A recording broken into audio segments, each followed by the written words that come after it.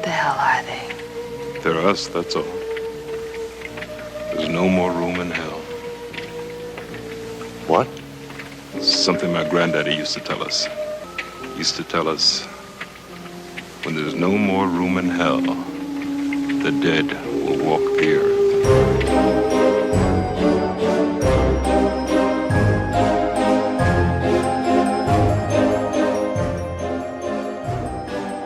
Hello and welcome to What Makes It Scary Season 2, a seasonal podcast unleashing the fear behind your favorite and not so favorite horror movies. I am your returning host, Jody, soon to be Mrs. Red Henderson of Clever Girl Effects Studios, and with me I have, as always, Alex Vincent of Mr. Red Productions. That's right. Hello, we're back. We're back. We can't be stopped. We died before, but now they shot us. They buried us. But then, like some kind of weird creature that I don't know the name of, we're back. We're back for more. Oh my gosh! I've been so excited to do season 2 with you. Me I too. have been. I've literally waited a year. Yeah. We've been sitting around. We haven't done anything this past year. You know why? Oh, because right. of quarantine. Yes, we've been in quarantine. If you're listening in the distant future, this is that time. Hopefully, you aren't just saying, oh, because we're just always in quarantine forever now. Hopefully, this is a weird time for history. Who knows? But, yes, this is quarantine time. We've been anxiously awaiting season 2 of What Makes It Scary. And we have been just consuming media for you guys. I'm so injecting excited. it directly into our bloodstream. Into our dead veins. Yes. New development. Mr. Red and myself are engaged. Woo! Let's high five. Awesome. Super exciting. That's gonna sound awesome on the audio. All right. Hey, do you know what we're talking about today? I don't. I actually haven't studied for this. I hope I'm not going to get graded on this, am I? We are studying the all-American monster. Any guesses? The hot dog. Oh, I mean, you're not wrong. Okay. The other animated meat, reanimated. Sorry. I like it. It's good. Zombies. We're talking about zombies today. Zambonis. Yep, Zamboners. We're talking about them. I don't know if you want me to get into this now, but I'm excited that this is our first episode during this time. Because me too. Watching all of these movies. It definitely made its way full circle for us. Right. It very much, the parallels between a zombie apocalypse and the coronavirus quarantine are palpable. Both pandemics. It's about something that spreads, like some infectious thing that's going around that you could catch unless you stay inside and hoard yourself away. You have to go get supplies every now and then, and it's scary to go out. Yeah. There are just a lot of parallels. I'm excited to get into it. Absolutely. Zombie movies. Yeah. When did you realize what a zombie was? What was my first experience with the zombie? Well, it's hard for me because I'm a person who just has no form of memory. Truth. Truth. It's hard for me to put myself back to when I first was like, oh, what's that? A zombie? But I would have to say some of my earliest examples of zombies were either like kids' cartoons, maybe the one-off episode where Fairly Odd Parents had a zombie episode or whatever. Oh, yeah. Or, and this might be a little later, but it's some of the earliest memories that I have, Plants vs. Zombies, the app, which I actually played on my channel a little while ago. Mr. Red Plays, shameless plug. And it was kind of around the same time as we're watching these. Yeah.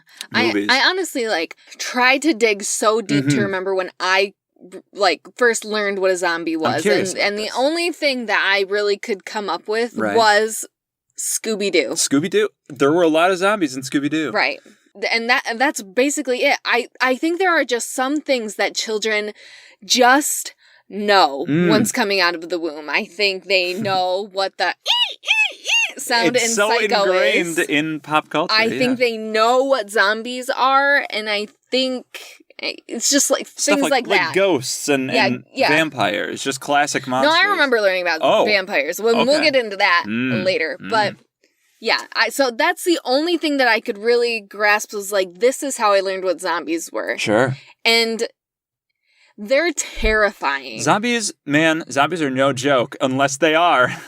We'll get into it. Yeah, we've talked about on previous episodes what between you and me is the most scary, fearful thing that we could ever think of. Mine it basically is like zombies. Sure. It's decayed humans. Right. It's death. So it's the literal personification watching of death. these movies have been like, like, that's really scary. By the way, I want to interject. I wanted to say this at the beginning of the episode, but I was so excited to start that I forgot. Donovan, Season of the Witch, was by Donovan. I listened to our last episode of Season 1 on Halloween. I was saying, Season of the Witch by, what's that band? I don't know it. It's Donovan. I'm sorry, everybody. Wow, Stop tweeting at me. It's been a whole year. I've been waiting to get it out. We've had so many tweets. We have. All right, let's get into it. Yeah. So, we watched, what do you think? Like maybe 5, 6 movies? 6, 7 movies? Well, I definitely watched a lot more. Yeah. We're going to just recap what we believe to be super pivotal zombie movies. The most important ones. The beginning, and yes, the most important. Right. We have already decided that there is so much information that we will definitely have to do a part 2 at some point. It will not be this season, but there's just so much. So much to talk about. That we could split it into 4 episodes if we really wanted to. But today we're going to be just talking about the most pivotal points in zombie movies. Sure. And for the purposes of what we're doing here today, we're not considering, when we talk about zombies, we're talking about a very specific thing that you're probably thinking of. We're not talking about reanimation of a previously dead body like your Frankensteins or whatever. We're not talking about those. We're not talking about, like, the Evil Dead... Deadites. Right, we're not talking about those because those are more demonic than it's more like zombie. A possession, almost ghost thing. Yeah, we're not talking about that. We're talking about straight up dead person and then now alive and wants to eat your flesh / brain. And there's a horde of them. Yeah. I wanted to talk just very briefly before we get into this about the idea of different types of zombies, because there's a lot of discourse about what constitutes a zombie. People will say that certain movies, say for example 28 Days Later, are not zombies because they're infected or stuff like that. And this is a huge debate. They're all zombies to me. Yeah, everything is zombies. Like, I don't care if it's not zombies, it's zombies. If it does what zombies do, but maybe slightly different, like faster or whatever, it's a zombie. I don't care. Don't add us. Or do about good stuff, just not that. They're all zombies, and we're going to talk about them, so. Okay. Now, we're just going to briefly glance over. We didn't even watch this one movie, but if we want to go chronologically on what really came first in zombie cinematic history, we need to go all the way back to 1932 and talk about White Zombie. White Zombie. And that's basically all I'm going to say. Right. That was the first glance. I think they even called them ghouls in that movie as well. Or maybe they didn't even really have a name for them. I'm not sure. It's in the title, Zombie. Yeah, Bela Lugosi. Bela Dracula Lugosi, according to the posters. Which is what it says on the poster. But, starring that, the spooky, same type of cast. So there we are. There's our first taste of, Return of the Living People. Right. And we're mostly focusing on the movies, so we're not going to talk about the real world history of how zombies came up. Right. But let's dive into the first one that actually matters. Yes, that we care about. Night of the Living Dead. Even the title is good. Even the title of this movie rules. You don't like White Zombie? Well, okay. I don't know. Just, you can see it. You can see it just splash across the screen. Night of the Living Dead. And you're like, what is this? 1968. Early Directed times. by the god legend of zombies. Yeah, he basically created what zombies are today. Sure, there's the stuff we didn't talk about that came first, but this is what zombies really are. I think there are 2 types of zombie movies. Sure. There is ones made by the god himself, George Romero. Yeah. And then there are others. I honestly think that's all there is. There's George Romero zombies and there's everything else. Please, George Romero. Romero. Yeah. So, what'd you think of this movie? Well, I really appreciate this movie a lot. I'll be honest, when we watched it, I did fall asleep, not because... Hold on. I totally forgot about that. Not because the movie was really boring, although it is slow paced. It's an older movie. Yeah. But I was very tired and I was like laying down. At one point you turned and said, "Hey, are you asleep?" And I started. I woke up. What? I know what's happening. Yeah. There's zombies. This is a good movie. It is very well made. I'll say that. Absolutely. So let's break it down. We start with we have 2 siblings that are in the car. Right. Barbara and brother. Yeah. Can't really remember his name. I think it's Ted? It's probably not Tim? Ken. I don't know. Yeah, Let's say Tim. Something like that. They're going to visit the graves of their father. Right. Their mother didn't come. She's elderly, possibly disabled, and can't make the 3-hour trip. Sure. It also seemed like there was some, like, tension in this family. Yes. The brother hates having to go there. They lay the same cross on the grave every year. Where does it go? Why does it I could make one in my sleep or whatever. And so then he starts, like, Barbara's, mourning their father, and he starts, like, making fun of her and, like, and she, starts to get spooked. She's like, okay, it's, like, time to leave. Whatever. He's like, oh, are you scared of the graveyard? Like, oh, like they're coming to get you, Barbara. Yes, they're coming to get you, Barbara. And he, like, points out to somebody, like, oh, there he is. He's gonna come get you. And lo and behold, that guy does come and kills the brother. Right. Which I was surprised by, because these two seemed like, hey, we're introduced to themselves. Like they were gonna. Right. They're the main characters. Yeah. No. Well, then, the brother dies. Barbara runs and finds this house for shelter. Yeah, it's like a farmhouse or something. Something like that. Yeah. Where she runs into Ben, who is actually our main character. We're going to follow through the rest of the story. He's the protag, if you will. He is. He is played by Dwayne Jones. Dwayne Jones? Fantastic actor. Yeah, very good. This was a very pivotal film for the 1960s because it was a African-American leading this film. And there's been a lot of talk about the intentions behind this casting choice. I think it can't be a mistake or an accident or something. George Romero says it's just he did the best job. Right. And I can understand why he would say that because he does such a fantastic job. He's a very good actor. But it's amazing. It's awesome that he did this. Yes. We're at the point in America where things are like we're at a stalemate. We are either going to move forward and drop separate but equal and really merge together as a country, or we are not. Yeah, it's scary.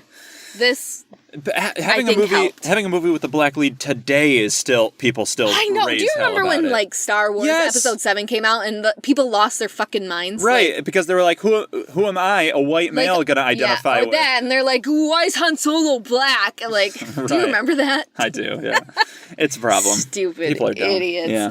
Anyway. But this movie... We run into Ben. Right. Or Barbara runs into Ben. They start boarding up this house. She's like fucking dead weight. She's not doing anything. Okay, so... She's literally going into hysteria and Ben has to slap her at one point. Her character is the most frustrating character so annoying. In all of these movies. I'd say she's probably the worst because she starts off as a person, right? And then she becomes... just a zombie. Basically, she's just there. She hardly says anything. Right. She only gets into trouble. Right. It's very weird. Yeah, so... He's basically boarded up this entire house, and then all of a sudden these people come out of the cellar. They've been living there. It's like, this is our house. The hell do you think you're doing? It's not their house. Right, they never say. I don't even know how long they say they've been there, but they've been locked down there. We have a younger couple. Yeah. I know the girl's name is Judy. Sure. I don't remember the other guy's name. Yeah. And then we have the married couple of Helen and Harry, and their daughter. Who's downstairs. She's sick? Karen, yep. Yeah, she's sick. Yep, she's sick. They kind of hint at that maybe she got bit by one of these ghouls. They're definitely called ghouls in this movie. Right, they do not call them zombies. And so, the zombies start coming closer and they find that, setting things on fire kind of keeps them away. They do have a television, so they're able to find out, like, what's happening in the world and where they should try to go. I want to say a good 40% of this movie is just on the TV, like newscasts. Yeah. It's a lot of the movie. For sure. Mm-hmm. We then get Harry's, What? His what? I don't know what I want to say. He's bigoted again. Yeah, he's very opinionated. He wants to be in charge. Right. There's a very clash of egos here. And so Ben goes out at one point to throw something to start a fire and... At the zombies, not just for fun. Yeah. And Harry picks up the gun and is almost going to shoot Ben. And why not? You know what? He deserves to be in charge. Oh, God. I read this movie very differently than you did. And, It comes back around that Ben gets the gun, and he actually ends up shooting Harry, who falls down into the cellar. Because he's going to kill him. Right, where Karen is, and they've been, watching her and trying to nurse her back to health and They've been whatever. keeping somebody down there at all times to keep watch their eye her. on her, yeah. And, all the rest of the commotion goes on upstairs. Oh my gosh, she's at my husband. Oh, the two young couple die when the car explodes and all this other good stuff. That was so and all the weird. zombies come there like, oh my God, fried human. Fried meat, yeah, delicious. So we'll talk about mechanics of zombies later, but it seems like if somebody explodes, they would be like, oh, move on. We need somebody who's not exploded, but So whatever. Helen finally goes downstairs to tend to Harry because she just thinks that maybe he got shot in the arm or whatever. Lo and behold, we get down to the bottom of the stairs and we have probably the most iconic scene of the movie. Sure, it's whoa. Which this movie. is Karen is now a zombie or a ghoul and is just eating, consuming her father. Yeah. Ugh. And Helen loses her shit, falls backwards, falls onto the stairs, and then Karen comes over with a trowel, and it's the longest death scene ever of her just stabbing the ever-loving piss out of Helen. The beans, stabbing the beans. And kills her. Part of my issue with older movie, like Twilight Zone style movies like this, is it's very unrealistic in a number of ways. One of which is whenever a monster is coming towards somebody and they just stand and there. scream. Well, maybe she was paralyzed. Maybe, she fell on a brick stair. and I'm sure there's a certain element of you're too scared to move, but it always just strikes me the wrong way when you have modern movies where it's like, oh no, a zombie, I'm gonna get the hell out of here. Yeah. So Ben, goes, sees what's happened. I think he shoots Karen. I think he shoots Harry because he comes back to life. He does. He Helen shoots comes like back to life. Yeah. Barbara gets trampled out into the zombies. She gets taken, right? Yeah, by her brother, who then becomes the zombie. That's very good. So Ben's all by himself, eventually just shuts himself in the cellar and is like, I'm going to wait for this shit to blow over. Meanwhile, the rest of the world, all of the Magna guys, I'm sure is what they were back in the days. MAGA. Whatever. Manga. Manga guys. Probably that too, yeah. Come out and are shooting the ever-loving shit out of these ghouls. Yeah. And they get up to the house. And Ben's kind of like, oh, these people are going to come and rescue me. I almost think his hands are up. Probably. By his head. Sure. And he's trying to walk out the front door. Boom. They shoot him. And he dies. That's how the movie ends. Yeah, they bring his body out. They throw him on top of the other dead bodies and burn him. Yeah. It's fucking sick. It is. It's a shocking ending. You really don't see it coming, and this is part of what makes it hard to believe that casting a black lead was an accident. When you have this army of southern, very redneck styled people, right?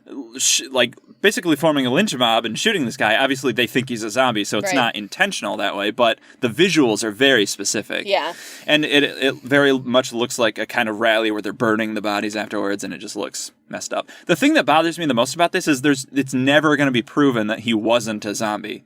You're never going to know that because he's just another dead body. You would think because, this movie is in black and white. Yeah, but you can tell that they painted the ghouls gray or darker, muddied colors. Sure.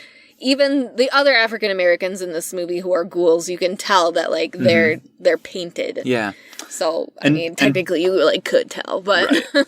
And so this movie, it's never made explicit because there's a sequel to it, but it doesn't follow the same continuity because the sequel takes place, the apocalypse has just happened a couple weeks ago. Yeah, they're weeks into it now. But it's years after the first movie. So we don't know if this was an isolated thing, this one cemetery, or if this was a worldwide thing. We don't really know.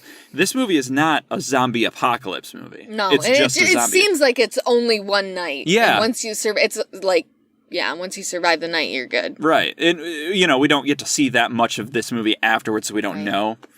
But definitely differently styled. So that's Night of the Living Dead. Yeah, great movie. That's kind of what we started with. Yeah, this introduced the idea of a zombie horde to the world. Right. So then, a couple years later, 1978, comes Dawn of the Dead. Also by George Romero. Yep, he followed it up. Yeah, there had been other ones, but they were basically just copies of what it was. So now, like we said, the zombie apocalypse is in kind of full swing. Right. And people are freaking out. Some people are hiding their loved ones who they know have become zombies, but they don't want to, turn them over to the police to get shot and all this other stuff. And we basically whittle it down to these 4 characters that we're going to, hang out with for the rest of the movie. There's like a couple. One of them is a pilot. Yep, Fran and Steve. Yeah. Steve's the pilot. Fran is fucking dead weight in this entire movie. Yeah, another like female character. Yeah, blonde. I'm telling you, I'm gonna count the number of blonde, useless female characters in these movies. There's a fuck ton of them. Yeah, too many. Yeah. So she's pregnant. We find that out later, but she's pregnant. That fucking sucks. Yeah, that does suck. This is not the time to be pregnant. I can't imagine. Being engaged during a quarantine sucks. It's hard. I can't imagine being pregnant. But there's also two military guys. Yeah, SWAT, military, Peter and Roger. Right, and Peter. Peter is I consider the nucleus of this movie as well. Sure. He's also African American. Yeah, he's played by Ken Foray, who is a legend. Amazing. He's awesome. He's so good. I like Peter and Roger both in this. Yeah, this movie. Roger started off as kind of a nothing character, but he became one of my favorites as it went on. Yeah, he's the one that really pulls at your heartstrings. Right. As it goes. We have Tom Savini in this movie. He did he did the makeup for Night of the Living Dead. Did he? I wasn't sure about that. And then also now has stepped it up. This is like what he says is like the pivotal moment of his career. Sure, was basically this movie came out 2 years before Friday the 13th, which he also did the makeup for, and you wouldn't think that this movie came first, because this movie is gory, there's shocking. Just so much, yeah, there's a lot going on. And Friday the 13th is tame by comparison, but at the time it was pretty shocking, right. But that's what proves that this movie, when it came out, was just disgusting to people. This was like, I can't be watching this. This movie's now in color. Yes. So now we do see that all the ghouls, they don't really call them zombies either, but all the ghouls are gray. Yeah. Like they're gray and they're slow. I didn't mention that in Night of the Living Dead either. Yeah, they're shambling. Slow paced zombies, same as in Dawn of the Dead. Yeah. Our four characters have went to a mall. Yep, shopping mall. Because basically that would be like an awesome place to be. Because you pretty much have everything that you could need. Mm-hmm. And if you can get it sealed off, which they do. Yeah. They drive trucks up to the doors so they can't get in, but Roger gets bit. Yeah, that sucks, man. And then his transmission time is a lot takes a longer while, than you would think. It almost seems like weeks, days, and eventually he succumbs to the infection. Right, and he dies. And it's an awful scene. Yeah. It's just sad. There, he's screaming in pain, and you can tell that he's changing and whatever. And Peter sits with him, and eventually they think he dies. They cover him up with a sheet, and Peter's just waiting. He's like, I know he's gonna come back, and you see it just drifts off his face, and his makeup is just so crazy. And then Peter just bam, has right to to shoot the head, him. And sucks. And Fran and Steve are in the other room, and they finally know. They're like, okay, this is it. He's truly gone. Right. Yeah, it's an awful, sad scene. Mm-hmm. The themes of this movie. Yeah. Oh, well, this movie is a lot of zombie movies, and we'll talk about them, but they deal a lot in talking about the human nature and society as a whole a lot. And this movie really hammers home the idea of consumerism. Basically, at this time, this was when shopping malls started to just really take off and people were spending a lot of time there. Yeah. I can't remember the exact numbers that I looked up, but it was Americans were spending just hours of their week at shopping malls. Some people would go multiple times in a week just to be there, and because the idea of just spending money and getting stuff was basically why people were going to work at this time. Nowadays, nobody has any money, so can't do anything. We also just do other things. Right. We focus on family, and a lot of people are more health conscious, and so they do outside. But at this time, consumerism was running rampant. It basically defined the 80s, which this movie came out before then. Peak, so it was it was very forward thinking in this terms. You can see it just in the way that all of the zombies just flock to just down the halls of the mall, and they're trying to get into the stores, clawing at the windows, and you basically can't tell the difference between that and Black Friday, right? It's the same thing. So, and the fact that the heroes are basically complacent in just, we could just stay here. We could just stay in the shopping mall and just live.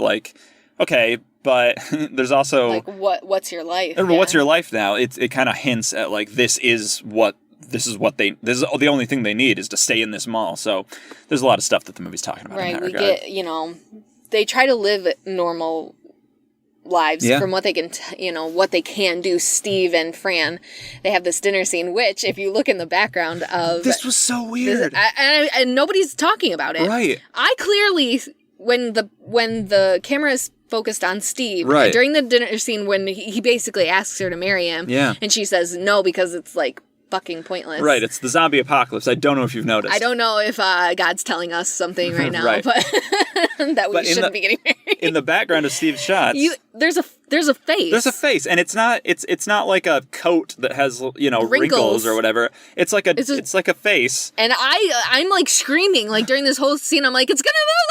Oh my gosh, do you see it? And then like nothing comes of it. Right, and I looked it up online. Nobody's saying anything. So if you know about this weird face in Dawn of the Dead, yeah, let me know about it. It's crazy. It's very weird. Absolutely crazy. Eventually, a group of bikers led by Tom Savini. He plays this. We didn't know this until afterwards. We were like, that was Tom Savini. Cool. Yeah, plays the lead of these bikers that come in and just destroy them all. Yeah. They basically all get murdered by zombies that they let in. And now Steve gets bitten trying to escape. Yeah. And so he turns into a zombie. A lot quicker than it took Roger. Yeah, a lot quicker. And I have stuff to talk about this. And so he dies, and it's basically Peter and Fran learned how to fly the helicopter. So she's like, I'm out of here. Are you coming with me? And Peter's like, nope. I'm gonna stay. Yeah. Because I'm fucking done with this shit. He's like, I would be too. Right. At that point. And he gets down to it. He shoots zombie Steve and then is like, no, fuck this. I can seriously live. And runs up, gets in the helicopter and last minute he jumps ends. onto it. Yep. Yeah. So. And it ends with them flying away. So again, much like the first one, we don't really know. We don't get any satisfaction of where does this go? Yeah, this one is a zombie apocalypse, and this is what started society has fallen. Like, there's no more rules, there's no laws. Like, the world is just this now. Yeah. And that's basically all we have for that movie. Yeah, it's a good one. I like this movie. I personally enjoyed this movie a lot more than I did Night of the Living Dead, just because it's a little bit more modern. It's a little quicker. Yeah, more stuff is happening. There's way more zombies. Yeah. There's way more gore, which is always entertaining. Yep. Oh, this movie is disgusting. Even by today's standards, there's a lot of I think gross. they said, like, the body count is just incredibly high. The amount of blister packs that they had to stick onto people's heads to make them explode, uncountable. Yeah, the limit does not exist. somebody had to draw up a budget, so somebody knows. Yeah, somebody. But, boy. So, and then we are going to round out the Romero's trilogy. He's made other movies, I know, but we only focused on the first three because that's basically all that is worth talking about. 7 years later, we got Day of the Dead. Day of the Dead. This came out in 1985. Okay. Yep. Makeup also done by Tom Savini. Yep. So this rounds out his trilogies. But actually, now that I think back at it, this was what he said was the most. I think that's correct. Yeah, because you can tell. Yeah. The zombies are way more horrific in this movie. So in the second one, like you said, they just had a gray paint over them. And like some of them, like they had scratches, and some of them, like you can tell, like body parts were missing and whatever. Yeah. But they mainly were whole people. Right. This one, Day of the Dead. Completely different story. They look like corpses that are wandering. There's one that you want to kind of recap this movie? I don't have the notes in front of me, but yeah, essentially this movie takes place in a military bunker in Florida. Underground. I think this might be a real bunker, but obviously I'm pretty sure it was a set. But I think the place is real. I'm not sure. I think so too. But essentially, what I understand is going on is there's a team of scientists that's trying to understand the zombie thing, maybe cure it, maybe control it. There's kind of like competing ideas there. But supplied with them is like this military group that's there to keep them safe and to keep them, safe from the zombies and everything. Yeah. And before this movie started, the previous leader of the military group had died. I don't remember how. I think he was bitten. Something. Yeah. And so this new guy, Rhodes, has taken over. This man is a lunatic. He is like he's like a fascist dictator. He is just like unhinged. He almost looks like Not Nathan Lane. Nathan Fillion. Don't you think? So? I think like a really young Nathan Fillion with like really long hair. he kind of has Steve Harrington's hair from Stranger Things. It's like up and then down a little. Yeah. But this Up man and is then down. unhinged. Literally every scene he's in, he's just like foaming at the mouth. And He's just, so angry I think all he the time. says jerk off like at least 100 times. Right. So his whole thing is he doesn't like approve, I guess, of the whole endeavor. Well, because his people are dying to like wrangle these zombies for quote unquote Dr. Frankenstein is what they call his name is Logan, yeah. Right. He's the head doctor, the scientist. His people are dying to get these zombies to be studied. Right, because they have basically this mine where they try to like wrangle one in and get it in the cage and whatever, then they can do studies and tests, but people keep dying, so they're like, what we're going to do is we're going to go in there and shoot them all and just kill them. And the scientists are like, don't, because that's bad and we need them to study. Also in this movie we have, so Dr. Logan, Dr. Frankenstein, has acquired one zombie that's like fully intact, but a zombie, whose name is Bub. I love Bub. And he's trying to like teach Bub. Or to just like understand that he's still, kind of human. He does have like kind of memories. form associations. He's more than...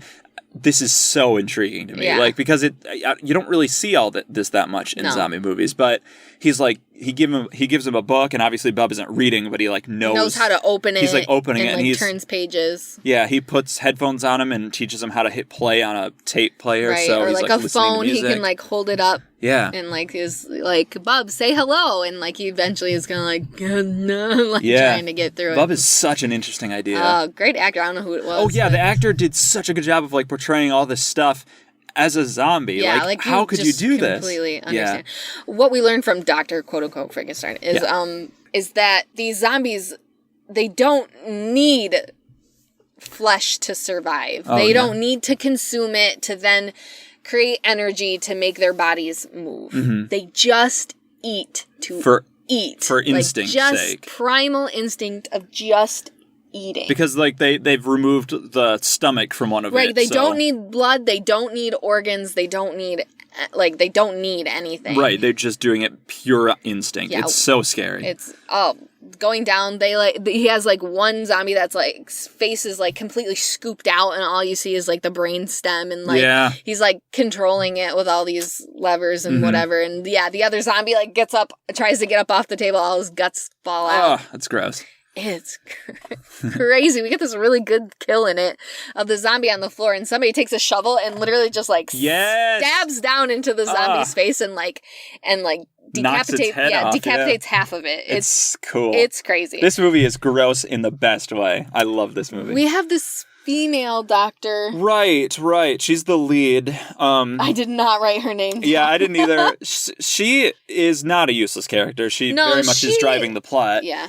Her and her, what they call her love interest. Yeah, they're like a couple. Yeah, he's very like weak and is like, I want to die. Like, I think he's either sick. Awful world to live in. And stuff. And he's one of the wranglers of the zombies, and he gets bit on his arm. Right. He runs away because the military is like, if you get bit, you fucking die. Like we're not playing this game. And so he runs away, runs into the other female doctor, who like knocks him out with a rock, which that's really dangerous. Yeah, you can't just like knock somebody out and like, hope it'll be okay. Right.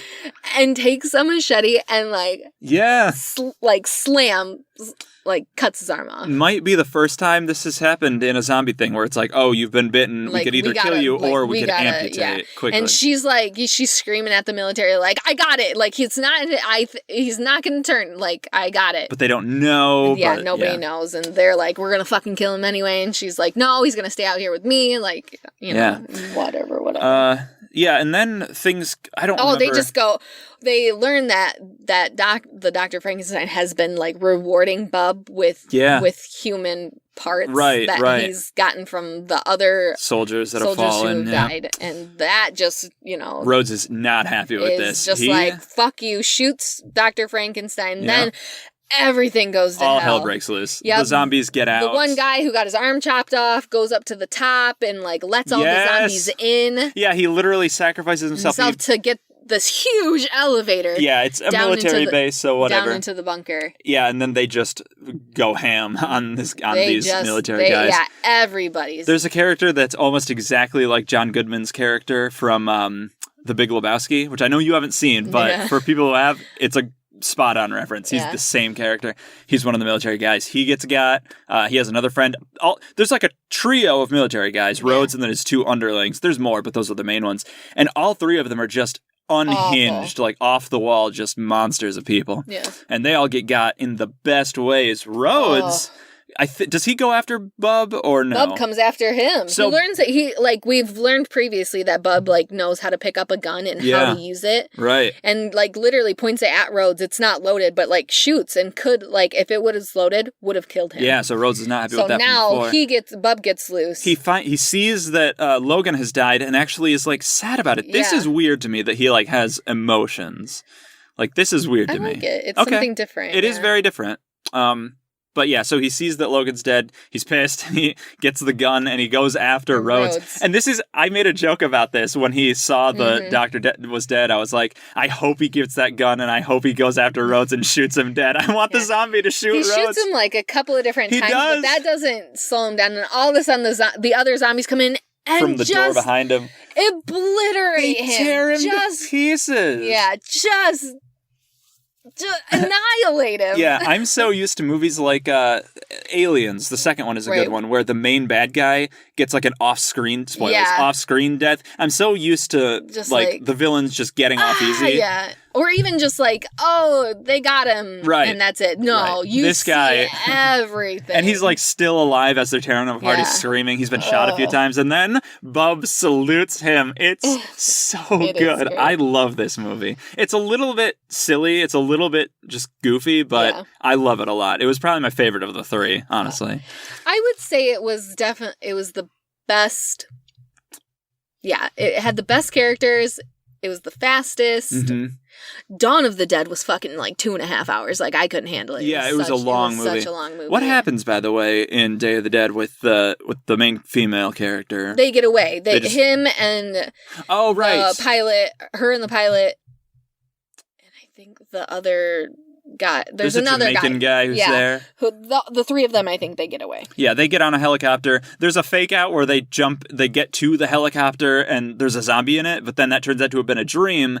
And then they're on an island. Yeah, somewhere. They're on a beach and okay, so they got away and they landed on this beach. Again, now what? It's still the zombie apocalypse. Yeah. These movies don't have strong resolutions. They do have character resolutions, but not plot-wise. Yeah. So of the three, Day of the Dead probably. I liked it a lot. Well. It was the most relatable from a modern movie perspective because you have a clear villain. Everyone, when you take a census, they like Dawn of the Dead the best. Yeah, that tends to be the most popular one, and I get it. But as millennials, we like our stuff a little faster paced. Yeah. So. This movie is an action movie that's also horror, and I really like that. These movies have been remade and remade and remade. We will not be talking about. Right. I watched Dawn of the Dead, the remake, 2004. Mm-hmm.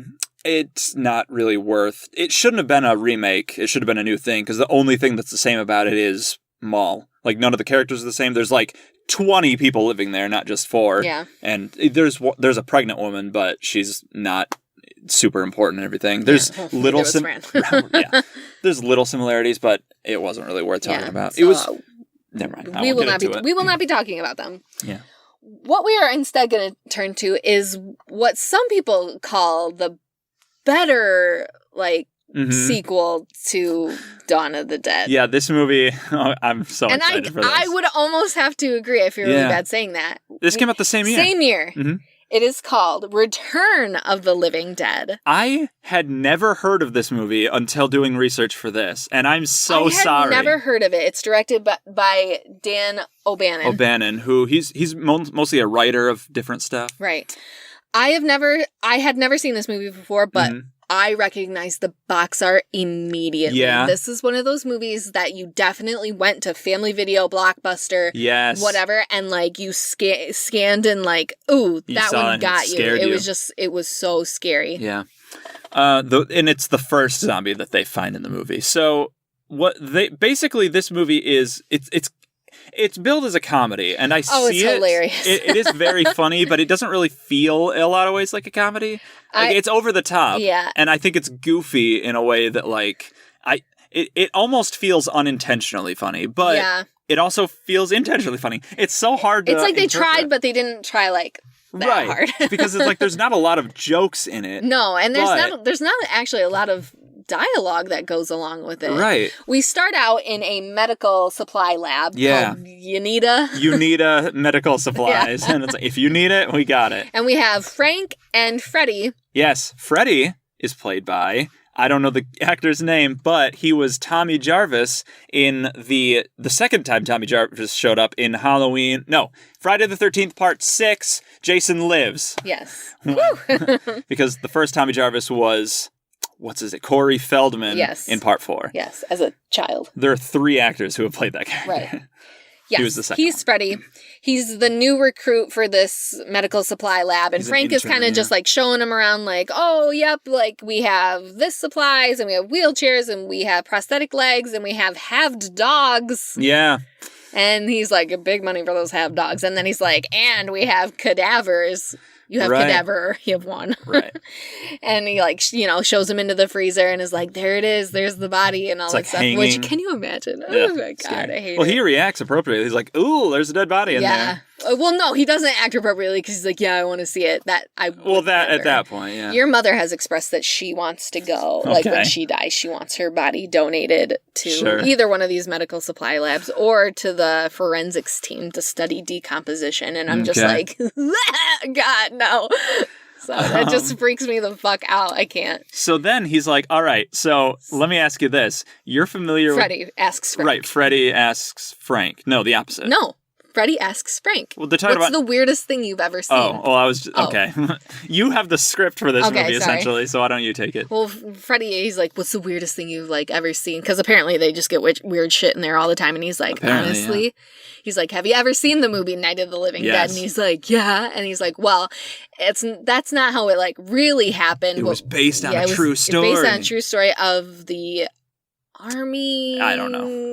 Military, something, like made this chemical and it like got on these like bodies. Did it really? And it reanimated them. Oh, no. Like it brought them back to life. And what's more, those bodies, they're here. Yeah, we have them in the basement. They were supposed to get sent someplace else, but they brought them here, and I don't know why he would keep them.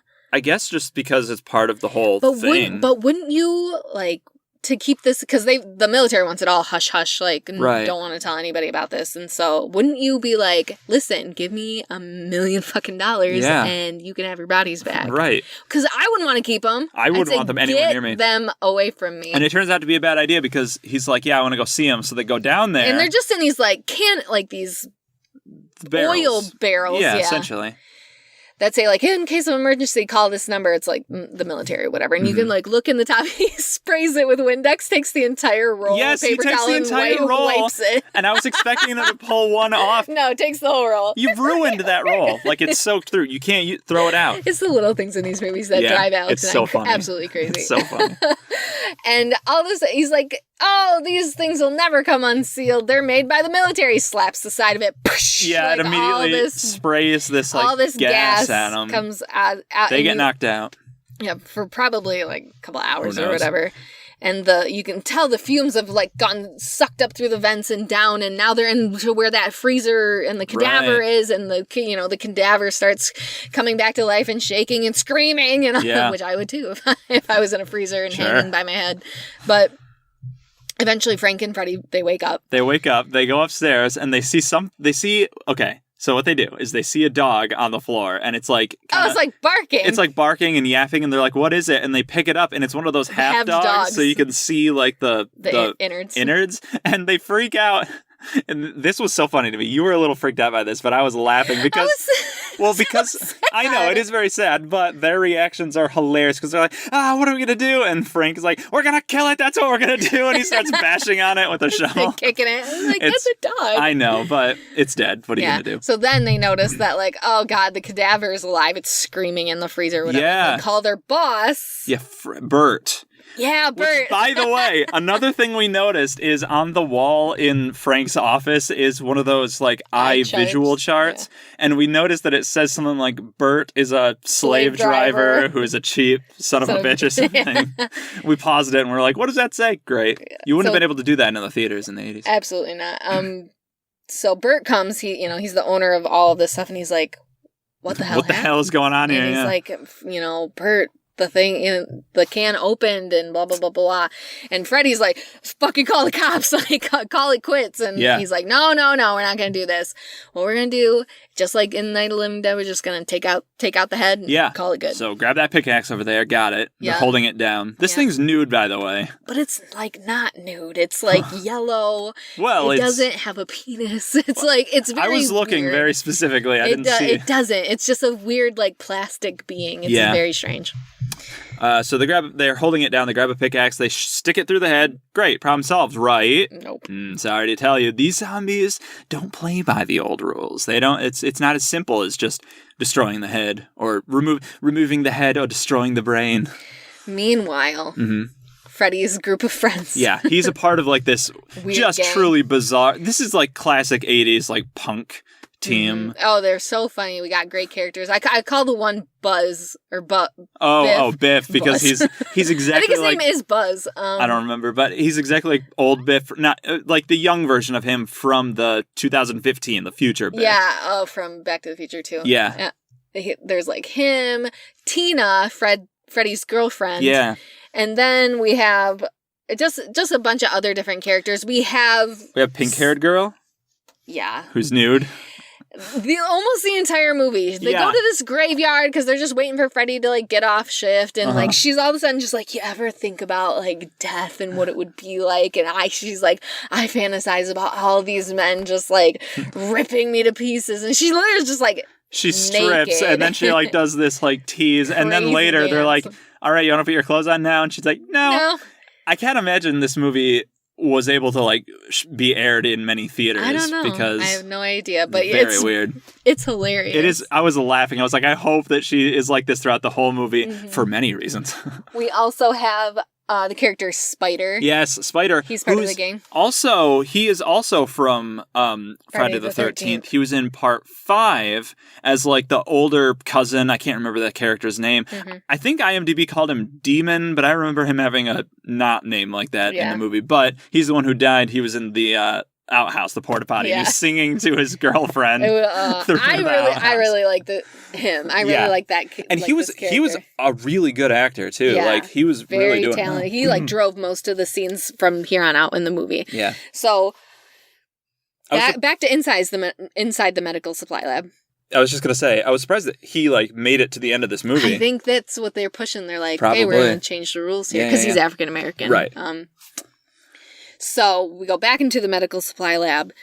Bert's like, okay, this thing, it's, no matter how many pieces we cut it up into, it's not dying. So what we're going to do, my really good friend Ernie, Bert and Ernie, yeah, is, owns the funeral home, and he's got the crematorium, and we're going to burn this motherfucker. Burn the body. So they take him over there. They like, put it in a bunch of plastic bags, and they try to lie. They try to lie. There's a bunch of rabid weasels.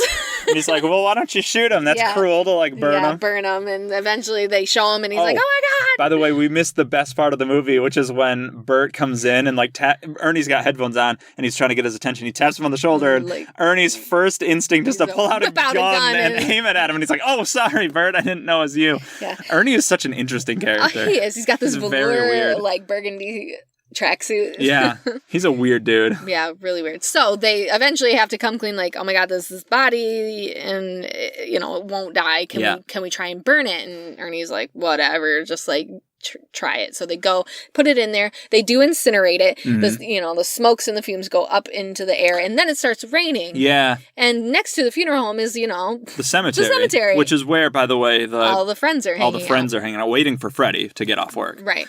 Starts raining. That rain seeps down into the the ground, and you can actually see it seep all the way into the graves. Yep. And you get your classic, maybe not now, maybe there's... I would say this, I haven't really seen a movie that, you has done this before. Get the first reaching up out of the ground. Right, like, zombies crawling out of the graves. Of the earth. Yeah. This is like where that started, yes. I think. So then the friends in the cemetery are, FUCK'd. Yeah. And start, oh my God, these people are coming out of the ground. They start eating people. And, right. So they run into, some of them run into the funeral home. Some of them run into the medical supply lab where they meet the creature that was in the oil drum. Yeah, the very first one that they opened. This is the scariest thing I have ever seen. It is very creepy looking. It's like dark red. It's oily, so black, it's shimmery. yeah. It's got all these like shreds. It's kind of like the Scream. Yeah, it doesn't outfit. have lips. It's bared teeth, bared eyes. Doesn't have eyelids, and it's literally the first time that you ever hear a zombie say like brains. Yeah. So this is the very first movie. This is where that came from. Yes. This is where the zombies eating zombies. Brains. This was so interesting to me because when we were preparing to do this episode and doing all our research, it never even occurred to me that like, oh, zombies eat brains. I was just watching these movies and they were all none of like, them even talked either. Really, right. But that is the classic thing you do when you like pretend to be a zombie, right? When you're a kid, you're like, brains. Like, and again, one of those things that we all just know. We all just know. And it never occurred to me that like, oh, none of these other movies have had that. They've just eaten people. They've just eaten flesh. Whatever it is, yeah. And this is where the brain-eating zombies come from. Brain. Yeah. Eventually, Frank and Freddy are starting to like get really sick from breathing all those toxins. They call in the paramedics. The paramedics are like, they don't have a pulse. Yeah, they don't have a pulse. They're cold. They're room temperature. Yeah, their blood is pooling. Yeah, they're dead. Yeah, these are dead They're starting bodies. to like kind of piece these things together. They go out to like, to their car to try and recruit some stuff, and all these zombies from the cemetery just get them, eat them, smack their brains open. And then one of them reaches in, grabs the radio, and it's like send more paramedics. So these zombies, not only do they talk, they're also like smart. They are intelligent in a way. And they don't die. And they don't die. And they're fast. Like these are not slow moving zombies. They can run. They can run. They don't usually. It's a lot of shambling. They're all just kind of like... faster moving. Yeah. So these are scary zombies. Yeah. Eventually, people start getting picked off one by one. The naked girl definitely, she beefs it. She becomes a zombie. And then she's naked later. She's a naked zombie. It's so funny. Yeah. But like Tina's like, I'm not leaving Freddy. They get to, she's like, I'm not leaving him. He's like, it's a really hard scene to watch really because sad, you really feel for them. They're like shaking. They're like, my stomach hurts. My arms are cramping. They're going through rigor mortis, and all of a sudden, like it just like switches. He's like, I'm gonna eat your fucking brain, Tina. Freddy like wakes up. Oh, there's this scene where they've locked them in whatever the church part of the thing, and the chapel. Thank you. And at one point they're like, all right, we got this like chemical. We're gonna go in and throw it on him or whatever to hopefully dissolve him. Yeah, and so then Freddy starts freaking out, and they're trying to corral him and like get him settled down. Meanwhile, Frank, who's also in the room, just like slips out through the door. Like, nobody notices or references him for the rest of the movie. Nobody talks about him. He goes to the crematorium to kill himself. Right, yeah. He jumps in the crematorium. He like it's so sad. It's so sad. He puts like his wedding ring like on the switch for it as he jumps in. It, because he knows he's like, I'm just gonna become a zombie, so he just kills himself. Yeah, it's very very this movie. It's a comedy. And Freddy is, even when he turns into a zombie, he's like, Tina, I love you. Let me eat your brain. Right, and so they have to like go hide in the attic. Yeah, it's crazy.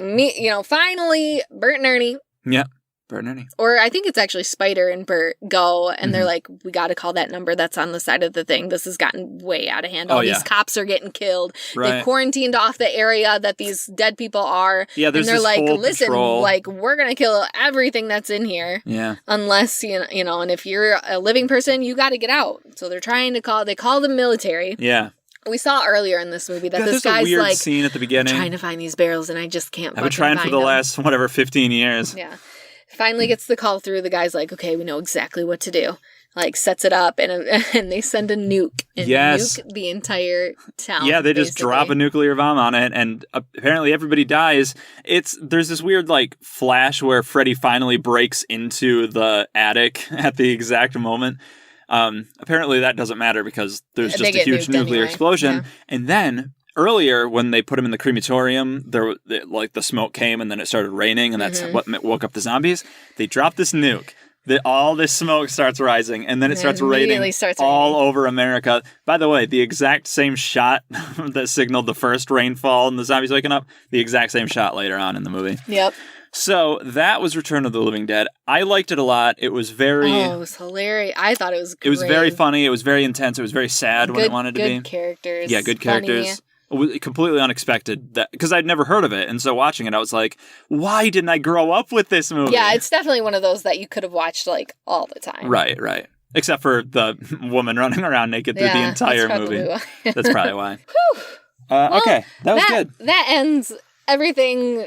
that's kind of that first renaissance of zombies. So I want to say at this point, that and like the Thriller music video. Yeah, that killed it. Killed zombies for a while. Zombies. Like they were kind of not funny, because you could make funny zombie movies. We'll talk about them, but mostly it was just they weren't cool anymore. They weren't cool in the same way anymore, right? So, right. So just nothing really for a whole decade of the 90s. They weren't really there. There were, Resident Evil, you'd and see some other stuff, but nothing. They were taken off in video games, I'll say that. But this is not a video game podcast. This is not a video game not podcast. Yet. Until, I'm going to say 2002. I know I said I was going to say 2003, but 2002, the UK release of 28 Days Later. 28 Days Later. Jody, this movie was a spark that lit I would call it the modern zombie movement. Because, and I don't know if it's over at this point, or at least it's definitely died down, but during the early 2010s and like the late 2000s, it was all anybody was talking about was like zombies, the zombie apocalypse, what if, what would you do? Just all of it was huge when I was in like high school and everything. I agree. And I feel like it's died down now. People still like zombies, but it's just not as big. Well, The Walking Dead is killing it, so. Yeah, slowly but surely. Yeah. But yeah, 28 Days Later. I remember this movie coming out. Yeah. And I remember I was in middle school, and I remember high school friends that I had telling me, like, this is the scariest movie I have ever seen. And so I didn't see it, because I was like, I'm a chicken shit. Sure. So I didn't see it. So we just watched it. Right. I had seen it. I don't think I saw it in theaters, but I definitely saw it early. I thought it was really scary when I first watched it. I remember it being terrifying. Right. This is directed by Danny Boyle. Danny Boyle.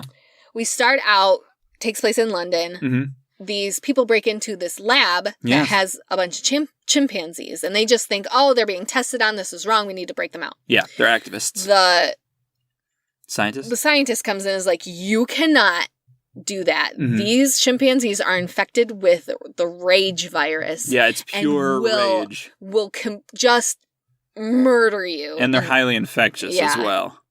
Like, you can't even touch the cages, like nothing. Right. Of course, they don't listen. They break one out. The one chimp jumps on the girl, rips her to pieces, and then she immediately is like the patient zero. Yeah, she turns into like this just... And this is where the conversation about is it a zombie or not, to me, yes, but they're called infected because she isn't dead, although maybe she is, I don't know, but like she just immediately turns into this rage monster that is just trying to kill. I don't think these zombies, because they are zombies, I don't think they're trying to eat anything really. I think they're just I think they do eat, but yeah, they're just trying to just murder anything that goes on. So then, boom, we get title card. 28 days later, we have this person stark naked. We don't. Yeah, you do. Unlike the corpse from Return of the Living Dead, you see the penis. You see the peen. It's small, but it's there. Well, sorry, Cillian. It was cold. All right. Yeah, Cillian Murphy, great actor. He's really good. He plays our protagonist, Jim. He wakes up. He's been unconscious. You might recognize this from a later work, but I think he was in a car crash. It doesn't really matter. I think he's like a mail courier. Oh, yes. He was a bike mail. Yeah, and he was got like crossing hit by the a car. street. You're right. 28 days after the event. I don't know if it says how long he's been unconscious, but it's been 28 days since the infection started. Right. He wakes up, he goes out, he's like looking around, he's screaming hello like a million times. Oh, and there's nobody around. Like there's just nobody around. Nothing but Pepsi cans. A lot of Pepsi product in this movie. And he's just he goes through, you see like huge shots of London streets just empty and abandoned, which was crazy to see. This movie came out, by the way, like a year or two, depending on the release, after 9/11. Yeah, so like a lot of imagery. A lot of the imagery. Desolated. Yeah, wanted cities. Posters. It was very powerful. That's part of what made this movie so too. strong, was a lot of that stuff. And eventually he gets to this church. He's just trying to find people. He's just calling out, and he encounters the priest. He finally finds somebody. He's been infected with the rage virus, so this priest is like throwing his arms around. He's shrieking. He's making these inhuman sounds, and he just starts running at him. Bolting. Yeah, bolting. These are fast zombies. These are the wazoo. Superhuman. Yeah, these are like run for your goddamn life zombies. These are not a joke. Yeah, he gets away. I think he like hits him with. He has a bunch of Coke Pepsi cans. Whoa. sorry. And he like hits him, runs. Yeah, and eventually this one guy comes in to help save him, and this other lady. Mm-hmm. Her name is Selena. I didn't catch the other guy's name. Yeah, it doesn't really matter. They help save him. They're like, hey, like, what the hell? Like, he's in scrubs because he just broke out of the hospital. He's like, yeah. Like, what are you doing? You're going to get yourself killed. And he's like, I have no idea what's going on. Right. I just woke up. Yeah. It's like, I have a killer headache. So they explain, like, it's this rage virus. You have about 10 seconds from the time that you are infected until you are this is super quick. Yeah. I genuinely don't know how this would be possible. I don't know. Like, that it would be able to spread that quickly in the body. I don't think that's possible. But whatever, it's very scary. It makes for some intense moments. Like, these two are... they go to Jim's house. Yeah. He's like, I need to see my parents. And they're telling him, like, I'm sure your parents are dead, dude. Yeah. And guess what? They are. Yeah. But they've killed themselves by taking a bunch of pills. They're laying in bed. Like, and, they're saying, like, you should be grateful that they died so peacefully. And, of course, if you just broke out of a coma and your whole life was turned upside down, you'd be like, well, fuck, no, I don't think I'm not appreciative, right, of all this shit. These parents might have, like, the easiest time out of everybody in the zombie in all of these movies. Mm-hmm. They have it the easiest. Yeah, eventually that house gets broken into by some zombies. Yeah. And the other dude. The other guy gets, like, cut on his arm. And that girl... I think this is the scariest part of the movie. She doesn't give a fuck. She's like, did you get bit? No, she's like, did you get bit? Well, have you been bitten? Yeah, and he can't even respond before she just goes over and just like beats the shit out of him with a machete. You gotta do what you gotta do. And that's when you kind of find out, like, it takes like 10 seconds. Yeah, like, it really is. You really have to act fast. And she tells him, like, if you get bit or if you get blood on you or whatever. No, she doesn't say that. Well, she's like, I will put you down. Well, that and she's in a heartbeat. Yeah. But also, it's not just biting. If you get, it's like, did you get blood in your mouth? Yeah, this is like what infectious control is all about. Yes. Like, this is what I went to school for, so right. I do know all rates of transmission. Yeah, these zombies, like, projectile vomit blood. Like, these are scary. Messy people. Right, they're like just I do wonder if it's like airborne as well. You're like exhaling. It might know. It certainly seems like if it was in the movie, then more people would be. I almost think it's also like a parallel to like AIDS. Yes, it very much is. Because you can't catch AIDS from the air, but any blood, any bodily fluid you can really catch AIDS from. So, very scary, and then it just goes. Selena's played by the same girl who's Calypso in Tia Dalma in Pirates of the Caribbean 2 and 3. Yeah, which is very funny. She's great. She was very good during this movie. They join up with this father and daughter. Yeah, the father is played by Brendan Gleeson, who is Domhnall Gleeson's son, General Hux from the modern Star Wars movies, and he's also famous. And this guy is like a very classical actor. Wait, hold on. That guy's his son? Yeah. Mm-hmm. You didn't tell me that. Well, I told you Domhnall Gleeson. And I didn't know choose who that to not know who that was. You know what? If it ain't Adam Driver, I don't care. Yeah, well, that's fair. So this guy's a very like classic English actor. So him being in this movie, I think, was a huge deal because he's a good push for it. Yeah, because he spoilers, this character later turns, and it's very dramatic and shocking. Yeah. And I think that's supposed to be even more so if it's like, somebody like, I don't know, Brad Pitt today or whatever. It's like, oh, this is a huge actor. And then World War Z. Yes. We won't talk about that. We won't talk about it.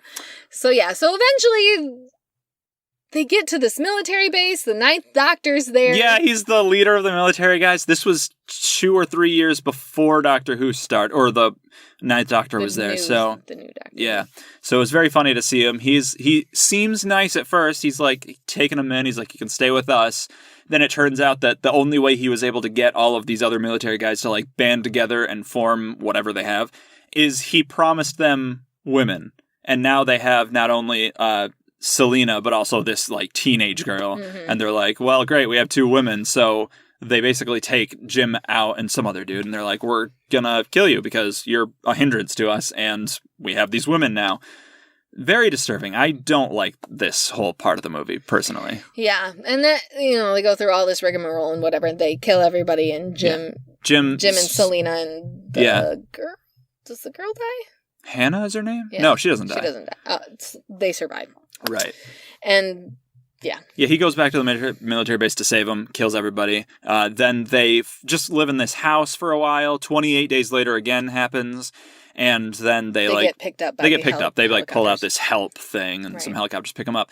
I always assumed that in this movie the plague was only located in like Britain, Great Britain, the island, because it's an island, it's isolated. But apparently, that's not the case. Because Selena says at one point they've had counts in Paris and New York. Yeah. So I don't. Well, New York is also an island, so maybe. But. Yeah, so, again, much like the others, I don't know what the resolution here is. They get picked up and then what? Just another military base where they're going to do the same thing again? Maybe. I did not like this movie as much as I wanted to. Yeah. I thought this was going to be, like everyone has always told me, the scariest movie I'm ever going to watch. And the pieces were all there. It started off really well. Yeah. And then it just fizzled out for me. Right. I got into this plot point that I just didn't give a shit about. Sure, yeah. And it became less about zombies and more about humans, which we'll get into on why most movies are like that. Mm-hmm. But let's move on to something that we do like. Better. This came out like 2 years or 1 year later. Yeah. So 2004, we have... first we had Dawn of the Dead. And now... we have Shaun of the Dead. The title alone. Again, the title alone is good.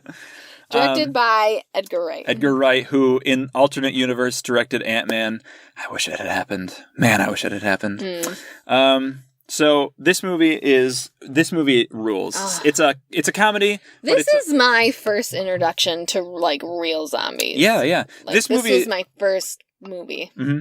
And this movie was a huge part of like our story together because we watched it early. We cosplay as these characters a lot, because I have orange hair, just like Simon Pegg.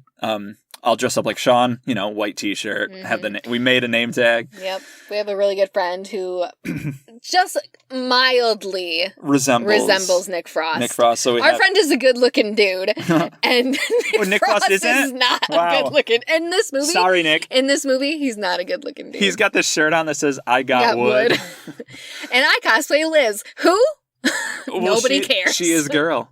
She's blonde. She's fucking I like blonde Liz. And useless. I like her. Yeah, but she's written terribly in this movie anyway. Yeah. So basically the whole plot of this is Simon Pegg, Shaun, and Liz are a couple, and she's not happy with where the relationship's going because it's kind of just like he's not really doing much. Because his name's not Nick in the movie. Ed is like such a tag. He's like the third he's wheel always there all the time. Yeah, and he's like, she's like, I want to hang out with you. Plus, he's like he's not very responsible. That's the whole thing. He's not very responsible. He doesn't call to order dinner reservations on time. He just plays video games all the time. Yeah, hey, come on. I don't like the implications of this movie. But I feel Liz a lot. Sure. But yeah, so then we just start getting all this satire and all this just really... There's this amazing setup where he's like... So Shaun like walks to the convenience store once, and on the radio you can hear like, satellite probe has fallen back to... And that's like all you hear or something. And then everything's fine. The next day or whatever... he does the exact same thing, but like the zombie apocalypse is happening. You see in the background the zombies like coming closer. He goes into the store. He doesn't notice any of it. It's so funny. It's all disaster and there's blood everywhere, and he's just like, he's hungover. Got my ice cream. Yeah, he's got an ice cream. He's got his. I think this time it's a Coke that the movie is full of, Diet Coke. Yes, this one's Diet Coke. Yeah. And just like goes back. Yeah, and he gets back to the apartment and he's like, wait a second, that was weird. Yeah, and then there's a girl in the garden. There's a girl in the garden. And then, okay, so they have this whole thing in the garden where there's this girl there. She's a zombie, spoilers, and she's attacking them. And, like, they think that she's just drunk, so she's, like, coming after them, and they're pushing her back, and they're like, get away, we should, like, call somebody. They end up pushing her onto this pole where she gets impaled. There's a spurt of CGI blood. I hate CGI blood, but that happens. And I remember commenting, like, wow, they got really lucky that was a zombie, because that played out like it would if she was just a drunk girl who'd happen to get there. Yeah. She would have just straight up died there. Turns out she's a zombie. She gets up, and then they're like, oh, cool, it's a zombie apocalypse. Now we can deal with this. What I like a lot about this movie is, of course, it takes place in England. Yeah. And just like the last movie. Right. And there's no guns. Right, there's no guns, so they can't do the simple...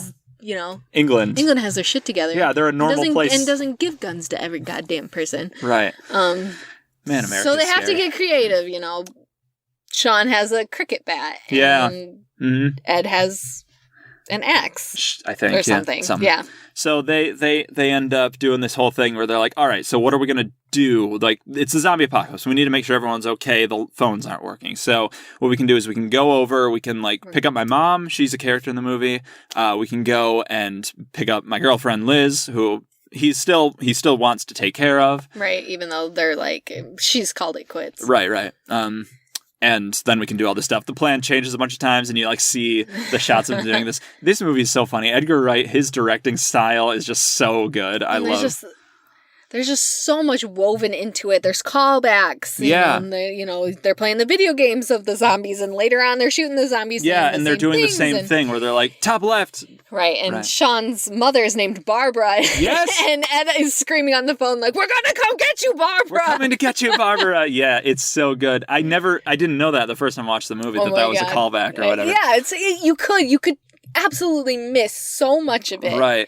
It's hilarious. It's really good. So eventually, there's this so the movie, what I love about the movie also is that it takes itself seriously in a lot of times. Oh, yeah. It's mentally messed up. It's a dramatic movie as well. As funny as it is, it's dramatic too. Mm-hmm. Because Shaun's mother has remarried. They've been together a while, but Shaun doesn't like the stepfather, who's Phil. Well, his character's name's Phil. his actor, it's Bill, I want to say Nye. It's Nighy. Yeah. Might be like Niggy or something, but I don't think so. And he's a really good actor. He was Davy Jones in Pirates of the Caribbean. I had no idea. And the mother was in Doctor Who for like season 3 or whatever, for like a bit part. So a lot of references. But he gets bitten in the neck, and so he's slowly turning this whole time, and there's this really sad scene where he's like, I've never been a good father to you, Shaun. He's like, what are you talking about? And then he dies. It's very sad. And then he's in the car, and they have to, like, abandon the car because he's in it. Instead of just opening the door and kicking Phil out. Right, or opening the door, leading him away, and then looping around. Whatever, they have to abandon the car. Eventually, they get Liz, she has two roommates who suck, but I hate these characters, by the way. It's Harry Potter and some weird girl. And 2000s teenage girl. Yeah. She dresses like crazy. Straight up. Eventually, they all get back to the bar that they love hanging out in. The Winchester, which has the gun, which they're like, it doesn't work. Or does it? It does work. By the way, dogs can look up. But why would they? But there's no, unless you're holding a treat, there's no real reason for a dog. I remember when the eclipse was happening and everyone was saying like, oh my gosh, don't let your pets go outside because they're going to look up at the sun. It's going to hurt their eyes. And vets were like, they don't fucking know what's going on, you idiots. Right. Massive idiots. It's like, what, a cloud just happened? Yeah. It doesn't. Anyway, so eventually, this movie, I was not prepared the first time I watched this for just the brutal ending that it has, because everybody dies except for Shaun and Liz. Like, both the friends die, both the parents die. I'm gonna stop. We're gonna stop right there and talk about this. Yeah. Barbara gets bit. Yeah, the mother. And doesn't tell anybody. She's that character who doesn't tell anyone. She's like, there's always one. Doesn't tell anybody, and, they eventually find out, and Shaun's like, you're not going to die. Yeah. She does die. Mm-hmm. And the Harry Potter dude. Yeah, he wants to take charge. And he's like, your mom's gonna come back in like 5 seconds and I'm gonna blow her fucking brains out. Yeah. And Shaun's like, this is the scene that always gets me. It's like so sad. They're just like screaming. He's like, stop pointing that fucking gun at my mom. Yeah. And then in the background you just like see her like sit up, and that's when I was like, oh my god, my mom can turn into a zombie. Oh no. You ever get those nightmares? Well, like we live with my parents right now, but like when you lived with your parents, did you ever like have those suspicions like one night your parents could just like turn into a zombie and like no, come and I've get never you? had that. Yeah, suspicious. I didn't either until my cousin said that she has those nightmares all the time, and I'm just like, great. It's infectious, like a zombie plague. Yeah. So I feel like this might be a reference to the movie Reservoir Dogs, which I know you haven't seen, but the end of that movie is, spoilers, a bunch of... Hold on. I don't know. No, it's not scary or anything. No, I don't want to know. I don't know. I haven't seen it. Okay, well, it's like the ending of Reservoir Dogs. Our listeners will get it. Yeah. Yeah, so yes. So then, yeah, even Ed dies. Mm-hmm. Yeah, he turns into a zombie. Well, he gets bit and he's dying, and they end up... It's the three of them in the cellar because the two roommates have died. Right. But brutally, by the way. Harry Potter, he gets torn up. Yeah. I was not prepared for that either. Anyway, but the three of them are down there and they have to leave Ed behind. They give him the gun so that he can off himself. Apparently he does not, because after they escape, they're like, oh, we can finally get out of this basement. Although, why would you want to? It's the zombie apocalypse up there. Well, they don't know. Yeah. They get up, the military shows up, one of the friends that have kept popping up throughout the movie is there to help them, and then the movie, we're saved. Then the movie ends, and there's like a little thing at the end where Liz and Shaun are living happily ever after. It seems the apocalypse has ended. Like, things are back to a kind of normal. People on the TV are reacting like, wow, that was weird, but... Yeah, remember 6 months ago and hopefully we'll be there one day. Remember when the pandemic happened 6 months ago? And Shaun goes out to the shed because... out there is Ed, who's a zombie, but is like staying. I almost said living out there. He's staying out there, and he's like playing video games still. Because again, like I don't instinct. think he actually. Like, I don't know, but he just is holding it, and Shaun likes being near him. Sure, yeah, yeah. It's messed up. I don't know how I feel about this ending. Like, is it ever? I remember watching it for the first time and being like, "Oh, what? Why? Really? Why? Yeah, it's like it's jarring, but then again, you're still like, oh, at least he's there, right? For sure." Which, yeah. And that's the movie. That's Shaun of the Dead. Go watch it. If you're not going to watch any of these movies, Shaun of the Dead. You have to watch Shaun of the Dead. Yeah. It is so good. Easily my favorite. There's a movie that I watched that you didn't watch called Wreck. It's a Spanish movie. We don't need to get too into it, but it's a found footage movie. It's about the zombie apocalypse. Zombie kind of outbreak happening in this one apartment complex. It is intense. Everything that like I wanted 28 Days Later to be. Wreck was. I was like terrified watching this movie because it is so palpably scary. I really recommend that movie as well. That came out in I think 2007. Right. Yeah. And the last movie that we're not going to spend a lot of time on because I'm sure every one of our listeners has seen this movie was huge too. Is Zombieland. Zombieland 2009. This movie, I think this might have been the start of like our zombie thing. I don't know if we saw this before or after Shaun of the Dead. Definitely after. Okay. Yep. Yeah. Definitely after. But this movie, Jesse Eisenberg is in it. He plays a character who has all these rules about how to survive, and those are like a funny... Yep, it's like, do your cardio, the famous double tap, which means like, you shoot that zombie, but you mother make sure the zombie's dead. Yeah. Don't want to come up. Double tap that motherfucker. And, avoid bathrooms. Avoid bathrooms. Great idea, Jesse Eisenberg. Like, I'm fully behind that because, bathrooms are terrifying. He teams up with Woody Harrelson, and they all end up meeting up with Emma Stone. Yes, and Abigail Breslin. Yeah, she's famous. But Emma Stone's in the movie, yes, so let's... brunette, tan, Emma Stone. Joe, bro, Emma Stone. I love Emma Stone, dude. She's great.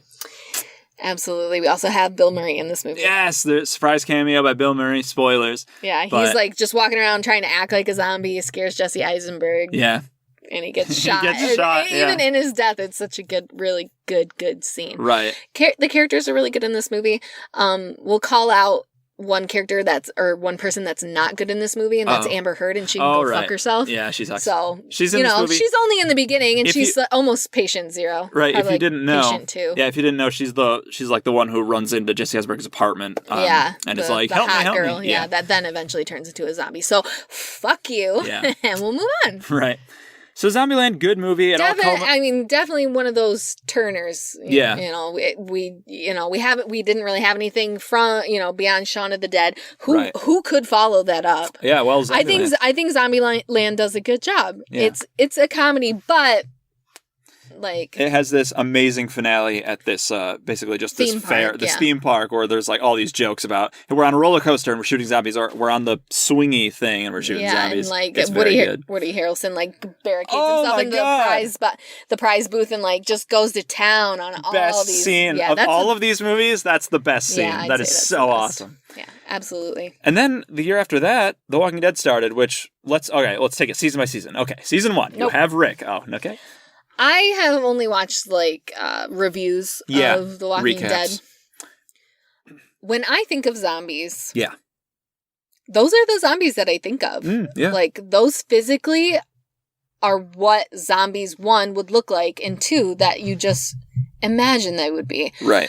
So many people are just like, oh no, they got to have like gray face or green or purple, all this stuff. But no, like if zombies were an actual thing, this is what they would look like. What do you mean if? Don't. Okay, sorry. Yeah, well, one of my biggest not one of my biggest, but one of my many problems with this show is that I desperately wanted the show to start with corpse-looking zombies that look just like people, maybe a little bit decayed, maybe a little bit torn up if they've been in fights or whatever. Yeah. And then as the show went on, look more and more decayed and more zombie-like, more and more skeletal. And they just didn't do that. Right out of the gate, people didn't want that. I know, but that's what I wanted more than anything. I wanted to see a change in the world as the show went on, and you just don't get that. Yeah. What else about The Walking Dead do you want to talk about? I mean, it's going on till this day. Yeah, and it's still ongoing. I mean, it's like we said before, it's like literally driving the zombies down into the ground. Yeah, I don't like the show. With the writing. Yeah. It's just getting redundant. Oh, it's very repetitive. I mean, if you keep a show on the air long enough, it's going to happen. Yeah. Look at Grey's Anatomy. I mean, even look at The Simpsons. Like, it's just not the same. You're just driving it further into the dirt. Just time to end it. People need to trim the fat and just call it quits. Make a marvelous show and end it. Right. Like, I don't think enough people do that.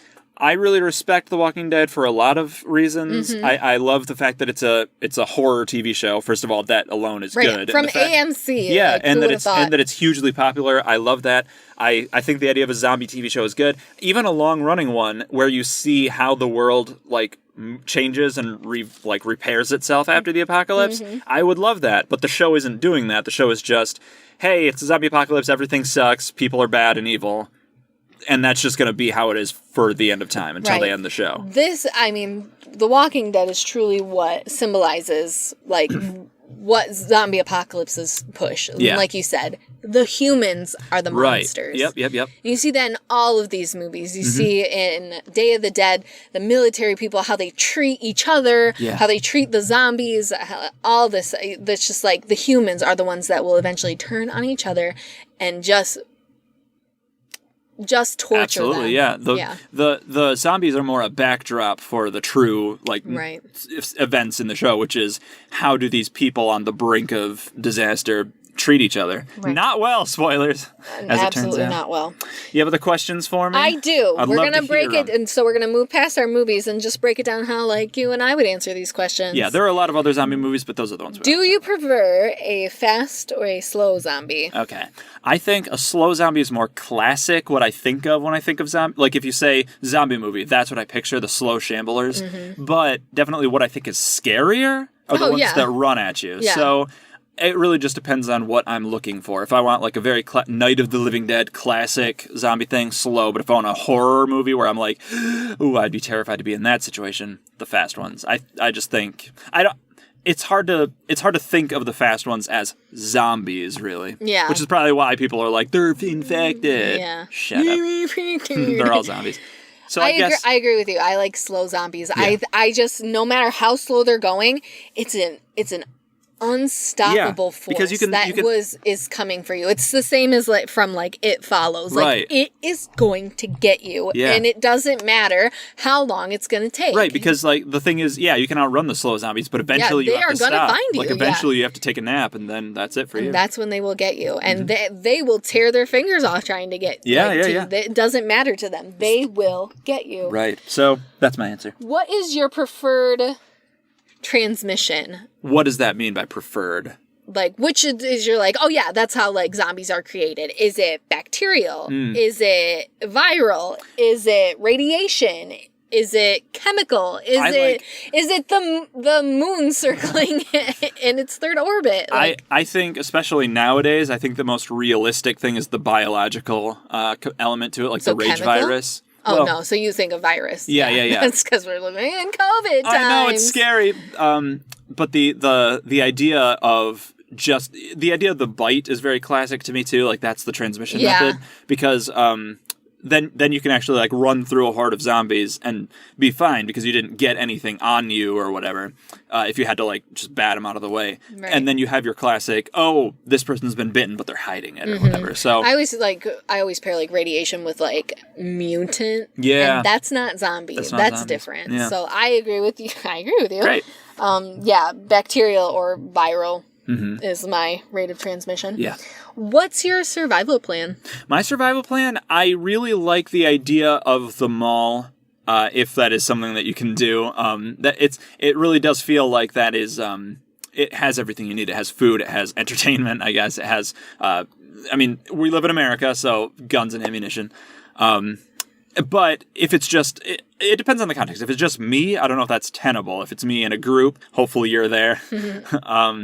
Then that'd be good. Just anywhere, I'm very much a just like hoard down. Like we don't need to go out, we don't need to rescue, we don't need to go get help or whatever. We just need to like isolate and stay. That's been my reaction to the COVID thing. Is like I'm not going out. It truly is. I'm just gonna lock myself down, play video games all day. It'll be great. I'll be like Shaun. I'll be just like Shaun. Yeah, you've been like Shaun for years, so I'm not surprised. So, would you like to hear my survival Yes, I would plan? love to know.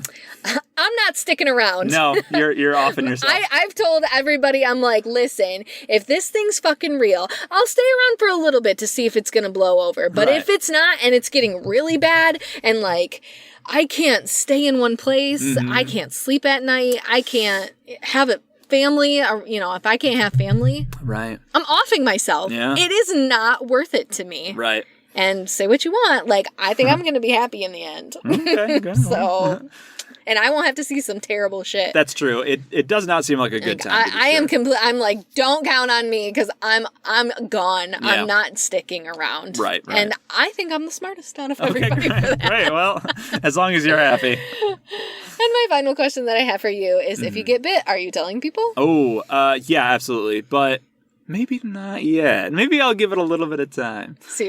I don't know. I have no idea. If I got bit and I'm like, oh, I'm going to die, I would probably, I would tell people. But I wouldn't be happy about it. I'd probably just go away. I'd probably just, like, run off. Aww. And be like, just die on your own. Yeah, maybe leave a note being like, thanks for the lulls. Thanks for the laughs. Aww. Yeah. I don't want to, like, take up more food or whatever if I'm gonna be gone. So. Yeah. Oh, well. Depending on rate of transmission. Yeah. I'm not telling anybody. Okay, good. Well, now I got something to worry about. I don't think I'm going to stick around long, but I'm not telling anybody. And I truly just think, like, that's my personality. I never thought that. I always thought, like, of course you tell people that you got bit and whatever. But no, the more things I go through in my life, and I keep, like, I wear my shit so close to the vest. I don't tell anybody. I got in a horrible car accident. Yeah, you did. A year ago. And I didn't tell anybody. No. And I got engaged.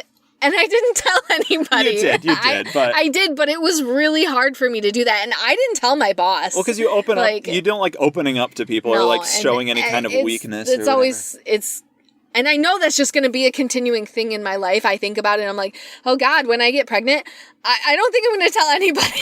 And pregnancy and a zombie bite are the same thing. The same thing. Like, we can basically... You can't hide it. Right. That's true. Eventually, you are going to succumb to the circumstances. Yeah, but I hate to say it, but I'm not going to tell you. And I probably too will be like, oh no, I'm not hungry. And like try and like save as much for everybody else and try and tell people how much I love them if I'm around them. But like, I'm not telling you. Well, I hate to think about this anymore. But if I turn into a zombie, shoot me. Oh, yeah, Don't be one of those people that's like, I love you so much. Right. No, just shoot me. No, if you're a zombie, you're going down. Yeah. Sorry to tell you. Toots. Those are my hot questions. Great. I love them. So, cool. Tell me what makes zombies scary. Zombies are scary. You're right. You're absolutely right. All right, so first I want to get something out of the way is that a lot of people talk about the zombie apocalypse like it would be fun, and I get where they're coming from. Basically, what the zombie apocalypse does is like tears down all of the like laws or whatever, and it makes and it makes it for a lot of people in a lot of the movies, it makes it entertaining to just like, I'm going to mow down this massive bodies, but it's okay, I'm not killing anyone. I'm going to like shoot all these people, but it's okay, I'm not killing anyone. So a lot of people find that fun and entertaining, and I'm not going to comment on any of that. That's not what this isn't what makes it fun. That's not what the show is. Right. So what I'd like to talk about is a lot of what makes things scary. I have a lot of notes. Oh God. So zombies represent the world changing. We talked about this. I think we talked about this in the Birds episode, or when we talked about Hitchcock movies. Pandemic. Yeah, when the world as you know it has come to an end, and now things are different. That's scary on its own. So it also allows the world to be completely reestablished as this complete lawlessness, and so you can take characters and things and put them through this world where there are no rules anymore. You can say whatever you need to say about society in that way because it's a real blank canvas that you can push any agenda onto. Yeah, and a lot of what we've seen throughout these movies is depending on what the writer wants to say and what the world is like. Even though the zombie apocalypse always follows the same set of rules, like, hey, they've come up from the grave and they're trying to eat and there's the huge horde, it's very versatile despite all that, because you can say anything. It starts with like, back in the 30s, it's like, this is a representation of slavery, and then it moves into consumerism, and then it moves into the housing market in like 2008 and how awful it was, and now people are living on the streets, and like it just moves through so many different ways. And like 28 Days Later has like the whole, it really emphasizes the virus and the contagion element to it. Even the poster is like the radiation or the contagion biological symbol where like, because like AIDS was a huge problem, SARS, the mad cow disease, all these things were like coming, like this was what was on the mind at the time. And also that movie had a lot of 9/11 imagery to it, which really helped. Zombies are scary. They make it dangerous to go outside. You have to remain locked in and make trips to go out. And there's also the infection angle. We can very clearly see this echoed today in our the world that we live in. Did you ever think we'd be here? No, like this is unimaginable what's going on right now. Yeah. A lot of the time, zombies are used to symbolize the monster that's in all of us, and that comes in a number of ways. The first is, if you get bit, you turn. So it could be you that's doing the damage to your loved ones. The idea that it's not just this exterior threat that's coming after you, it's that this could be you doing this to the ones you love. That's scary. But you also have the whole, because the real monsters are other people, then it becomes like who would you be in the zombie apocalypse? Would you be and we've established what we would be. Right, but you don't know until you're in that position. You might become Negan from The Walking Dead, who's like the most horrible. Yeah, if I'm not killing myself, I'm becoming Negan. Great. Well, we're glad to hear it. So that's like the monster that's in all of us. And so there's the horde apocalypse angle of zombies, but then there's also like the individual view of them, because when you have like the way they're styled, like the Return of the Living Dead, it's scary. The idea of something that used to be human and now isn't. Yeah, that's terrifying. This taps into the uncanny valley angle, where it's like this is a person, but it's not a person, right? It looks so much and behaves so much like a human does, but it so strongly isn't. And that's another what makes it scary of them.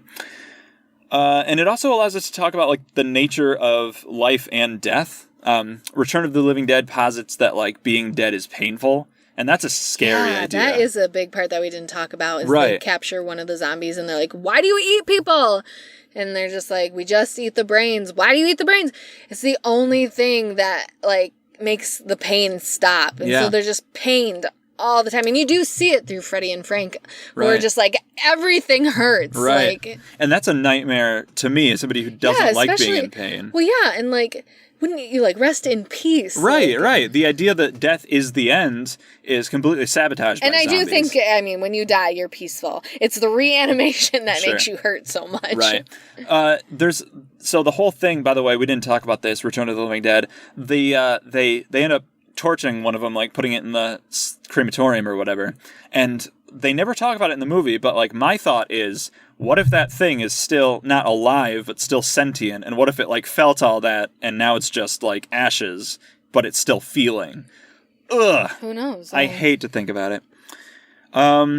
Yeah, and then it also talks about the nature of life. Like, what even is life in this case? You famously would not accept this as a life, but yeah, Dawn of the Dead is a good example of like, okay, we're going to try to live our lives. We're going to like have a nice dinner. We're going to try to do all this stuff because we have to just go on. We have to keep going. And famously, The Walking Dead, it's been theorized for years that what that refers to is not the zombies, but the people, because what are they doing? They're not living, they're surviving. Yeah. And then this is actually something, they bring this up in the show where they basically have a whole scene where we are the Walking Dead. And there's also the hive mind idea where there's this group out there that's trying to make you like them. We didn't talk about Invasion of the Body Snatchers because that's aliens and not zombies, but I love that movie. Yeah. Yeah. And that taps into the same kinds of ideas where you know, America's a very individualized place where every person is like themselves. That clearly shows during this pandemic. Yeah. Everyone is only thinking about themselves. Oh my God, yeah. Unlike European countries. They got it under control. They band together and like, we are Europeans, we are, Italians, we, French, all these different things, like, and we will survive this and we will all work together. Right. Fucking Americans can't do that. Yeah. So, the idea of your individualism being taken away and you just become like everybody else, sheep, yeah. that's scary. And a lot of people have used that to talk about, like, identity and all that kind of stuff. The final thing I'll say, because I've talked a lot about this, but... There's a lot of things that make it scary. That's what I like about the discussion between the fast zombies and the slow ones, because with both of them, you get two different kinds of scary factor. With the slow ones, it's like death is coming for you slowly but surely. That's creepy. But you have very much the Jason Voorhees element with the fast zombies, where it's running at you and you have to get out of there. It very much taps into Jason Voorhees doesn't run. Sometimes he does. But I just mean like there's a beast, a creature, and it's coming for you, and you have to you can't stop it in some cases. Like Return of the Living Dead, they're basically unstoppable, and like you just have to get away.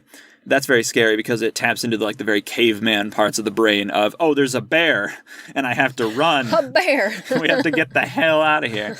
So that's always going to be like a terrifying thing. And I think all of that is what makes it scary. I agree wholeheartedly. Zombies are a bad time. I would not have fun in the zombie apocalypse. I don't think. I know a ton of people who are have plans. Yeah, sure. About what they're going to do. And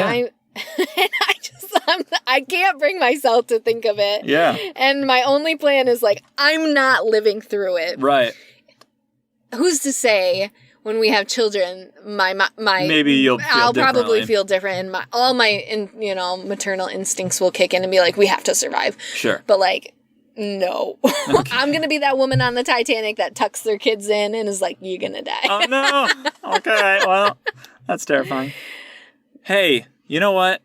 I've had a lot of fun here tonight. Me too. This has been great. It's a great kickoff. Yes, I was so I think by the way, complete accident that we chose zombies, and it so happened to fit in with the pandemic situation, because we were watching these movies and it was just slowly dawning on the both of us we were like, oh god. Oh, I'm living this. I'm living this now, because they're always like, we have to stay inside. It's not safe to go out. There's a contagion out there, and we're like, oh no.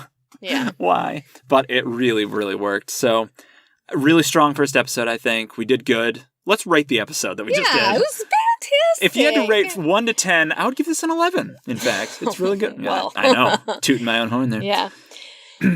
Next week. Yeah. Stick around. Yes, what are we talking about next week? We are going to be talking about Child's Play. Chucky, the doll. Don Mancini created it. We'll not talk about it yet. Yeah. I'm not excited for it because You're scared. I'm scared. There's an episode of Peeves and Q's where you talk about the Chucky doll. Yeah, find it. I won't tell you what number it is. I don't remember. Yeah, so. Yes, you can listen to our non-seasonal podcast, which is on hiatus right now because of fucking quarantine. Pandemic, yeah. But it'll come back one day. Catch up on those episodes. I think we have like at least 65 yeah. episodes. That's Peeves and Q's. Yep. You can find that on Twitter at Peeves and Q's. Yep. We do have a Twitter for this show now. Yay! Yes, we have a Twitter. So you can follow us. It is at Makes It Scary. Yep. Great. We're going to be tweeting out whenever we release episodes. Yes. Whenever. Tweet at us. Yeah. What's your zombie plan? Right. I want to know about it. What's your favorite zombie movie? What's your favorite zombie movie? Are you telling people if you get bit? Yeah. You might not want to put yourself on blast with that one. I recommend you answer yes. Also, Jody, I recommend you answer yes. Okay. So that's what's going on. Tune in next week. We're so excited to be back. We got 2 full months of What Makes It Scary. Yeah, September and October are What Makes It Scary months. October specifically because horror movies, but we're here all the time. Not all the time, but we're here for those 2 months out of the year. Absolutely. You can follow me on Twitter at CleverGirl, the letter F and the letter X. That's CleverGirl FX. I'm on Twitter at Mr. spelled it the long way, Red2342. That's at Mr. Red2342. Do it. Follow me, or else you get bit. You bet. Bye, bye, bye, bye.